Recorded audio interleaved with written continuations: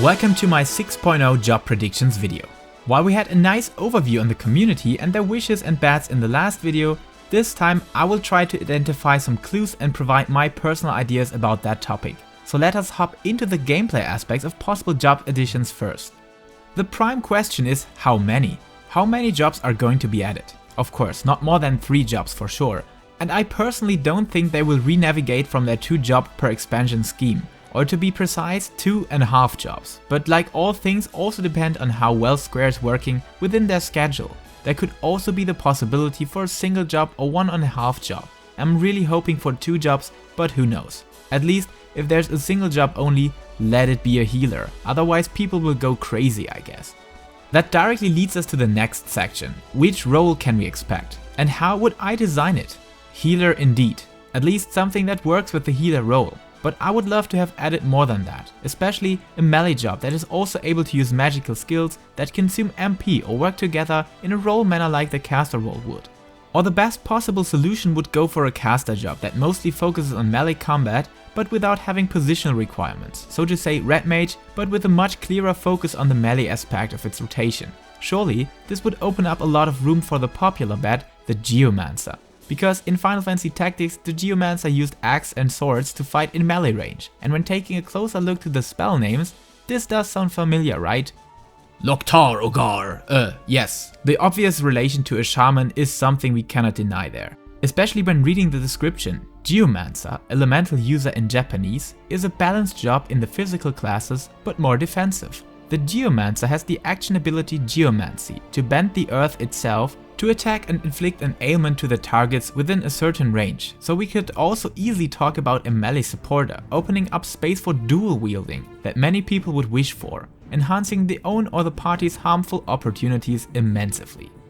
But for now, enough of the Geomancer. I would love another idea, namely following on the judges, holy or dark knights from Tactics or Final Fantasy XII that are able to weave magical driven attacks used from a certain distance without being in strict melee combat environment. We all love the idea, and I know Confidio is actually one of these divine sword skills, but I would like the idea to have something introduced that really focused on a whole set of these skills.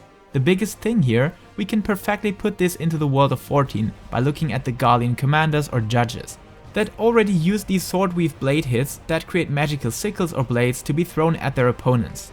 Above that, as we're most certainly venturing into Garlemald, this would fit like nothing else, right? So while I always wanted another melee with more endurance and bulkiness wearing heavy armor while not tanking the floor over 50% of the fight, this could be a brilliant solution for this kind of plate armor carrying machine that you don't want in melee range, but that is already threatening before actually reaching the target.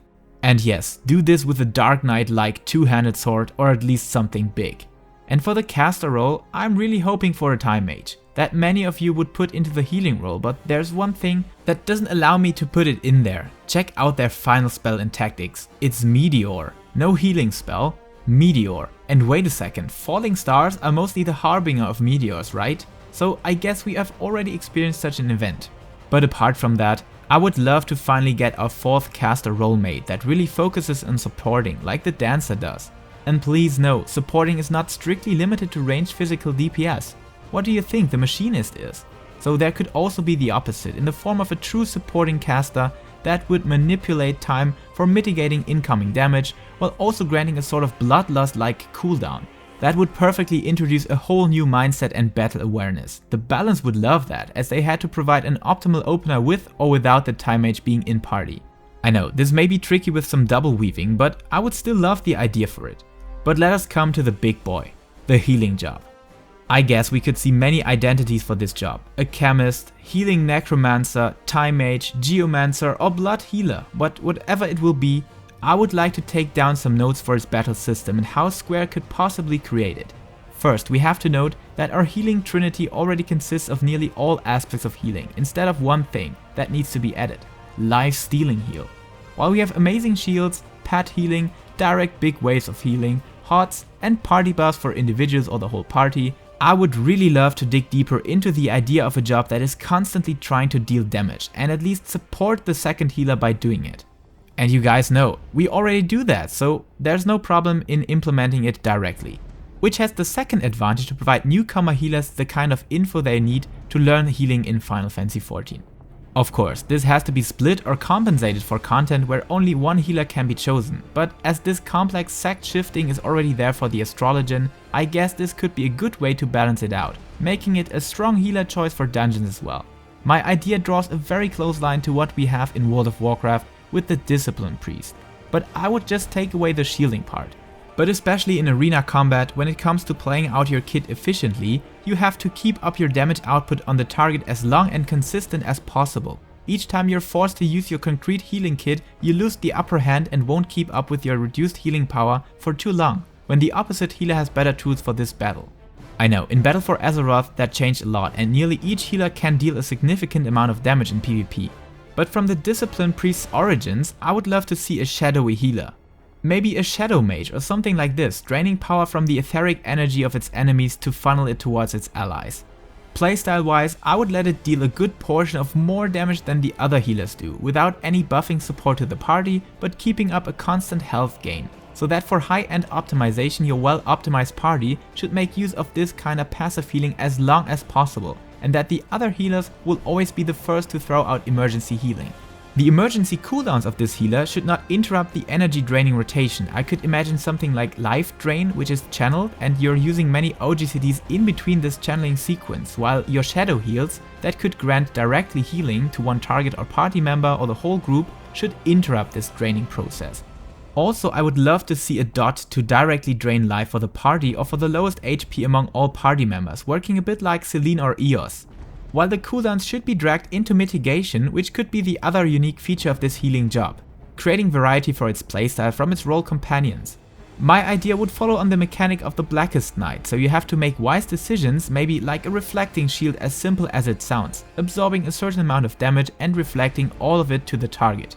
Another cooldown could be a pet, like we have in the Shadowy Servant of our Dark Knight, but I would love to see it heal the party in that moment. Or just adding another draining heal component, or copying its master's life drain potential. From the playstyle aspect, it should definitely convey the feeling of being a DPS job, like many have experienced with the Gunbreaker already.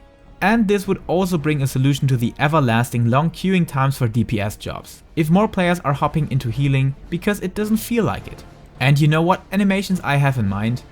Yes, this exactly, which directly leads us to its connection to Eorzea.